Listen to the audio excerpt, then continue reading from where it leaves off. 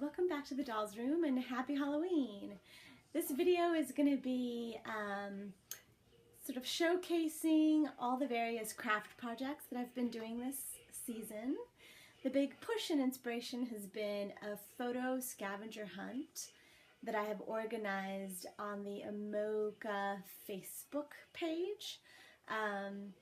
Angela Singletary is providing the prizes very generously, and the list of topics and sort of how the contest guidelines were formulated has been the work of myself and my dear friend Cheryl Stone from London. So we messaged back and forth quite a bit and then approached Angela about doing the contest.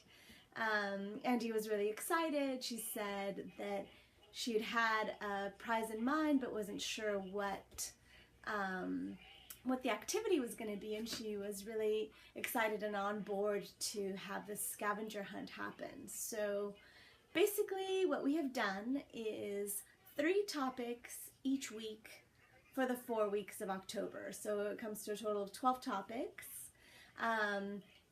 Each 3 topics have a deadline on Sunday evening, and then we start new each week.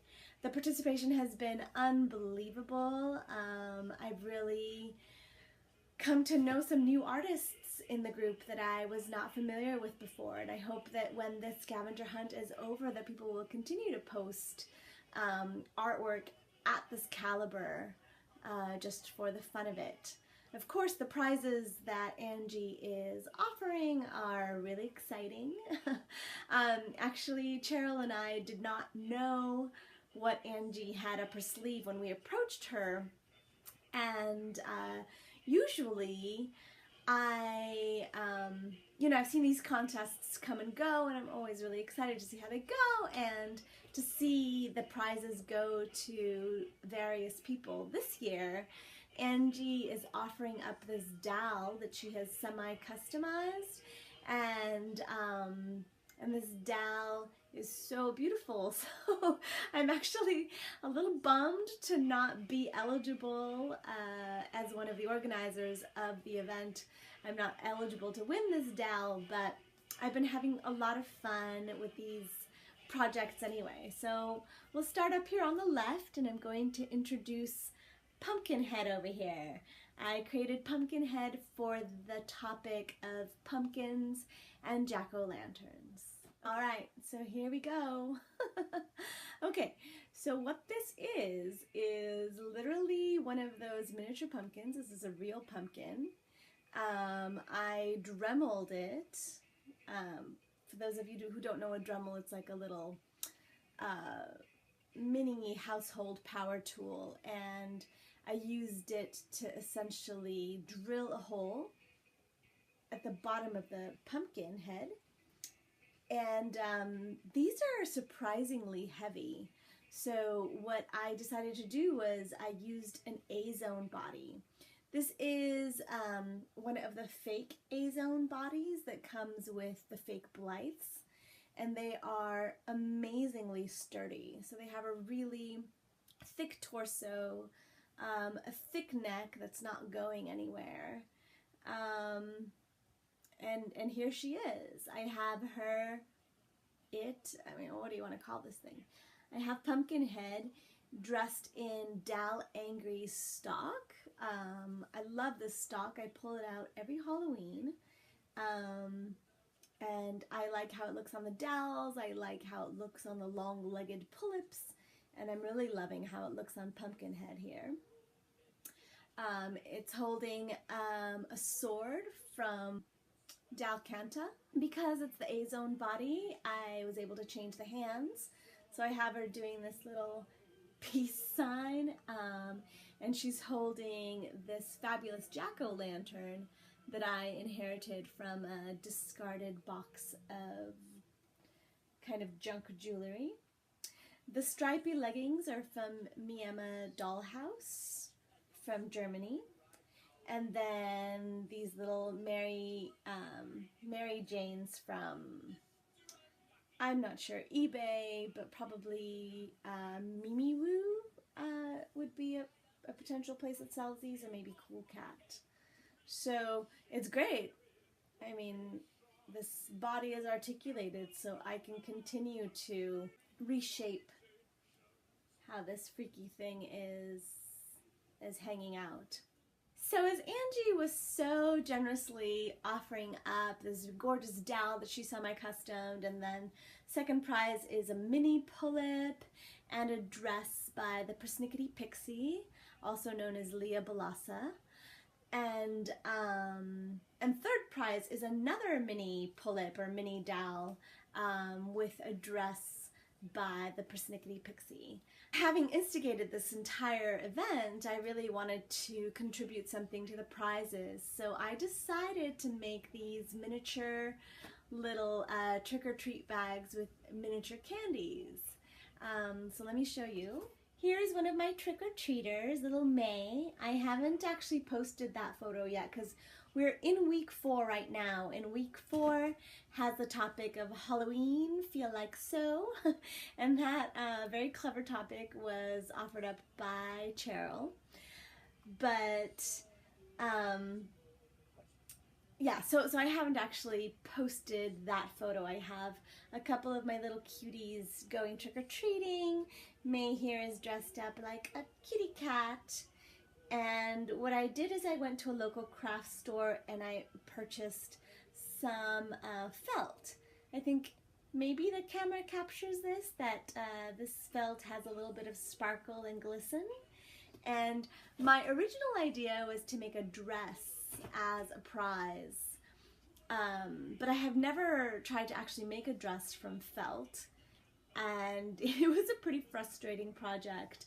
So I wanted to give it this sort of Sally from Nightmare Before Christmas kind of jaggedy stitch, but the end result, I love it for myself and for my own collection, but I didn't really want to offer it up as a prize. I felt that it looked a little sloppy. And then I purchased this package of little flat back adornments. You can see this little Halloween kitty, and I glued it on the dress. So that's May, and she's preparing to go trick-or-treating. She's got the little kitty from Pullip Celia. I never know how to pronounce that Pullip's name. But here's one of the little satchels, and let's see if I can lean this camera down to my other little trick-or-treaters. You can see Ruby has one, and where's yours, Rue? Oh, I think Bina took Rue's satchel, and Saoirse also has one. So the little adornments are this half moon, this haunted house, and then the Halloween kitty. And I am donating 3 of them and keeping 2 of them for myself. And this is the really exciting part. So when I was a little kid in Bolivia, there's this festival in the springtime that's called Alacitas.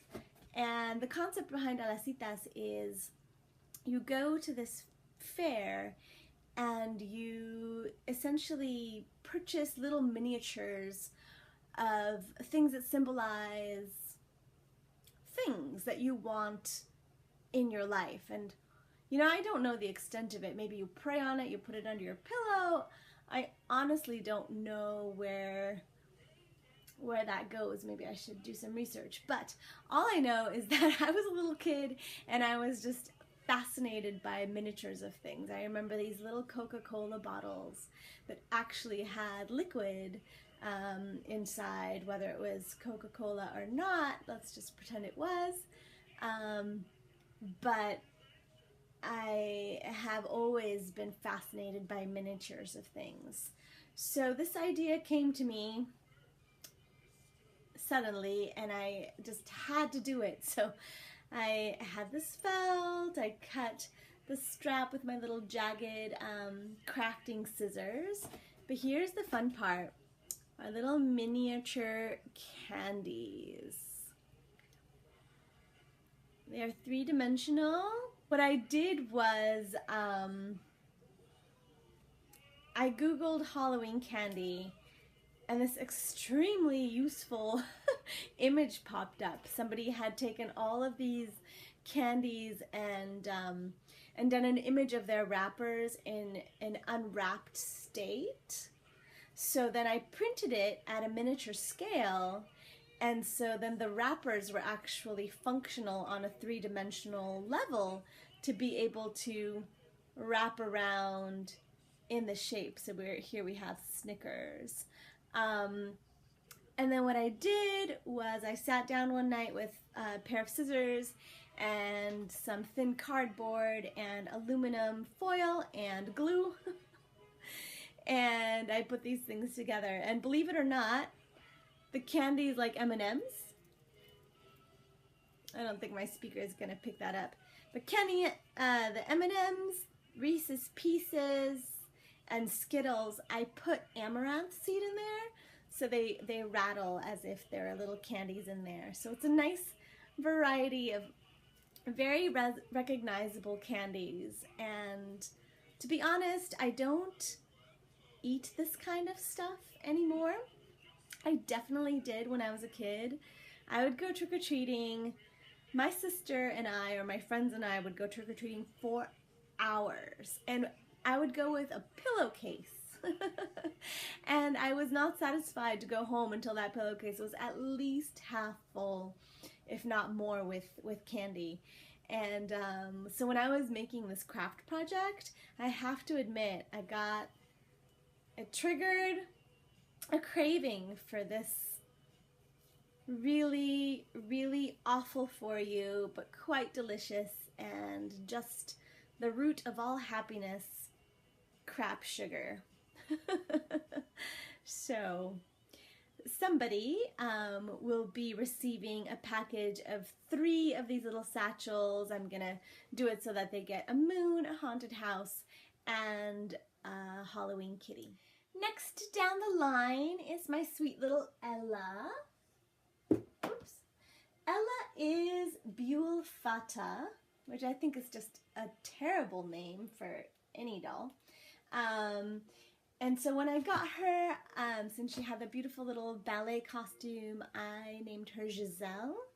And then she also goes by Ella or Gigi, depending on her mood. So Ella is wearing this beautiful little autumn colored or autumn print dress that I made, and this sweet little autumn coat that I made.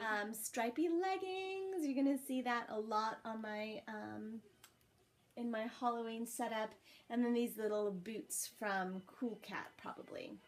I have her wearing Pullip Aurora steampunk hat and Dal.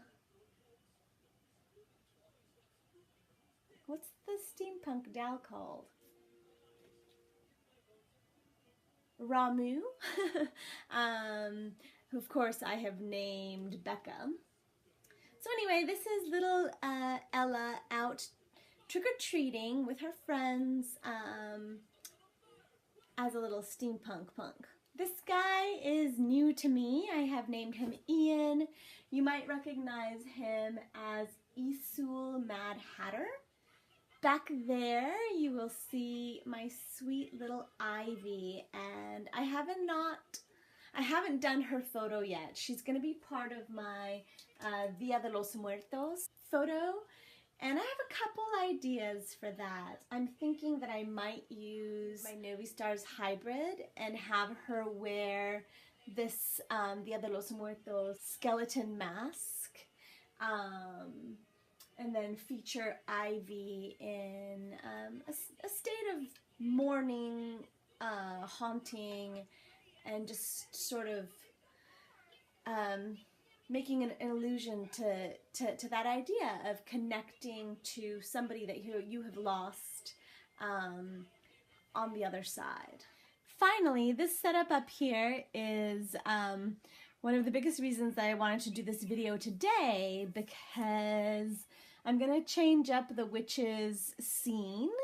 These are my little coven of 3 who recently brewed up a potion.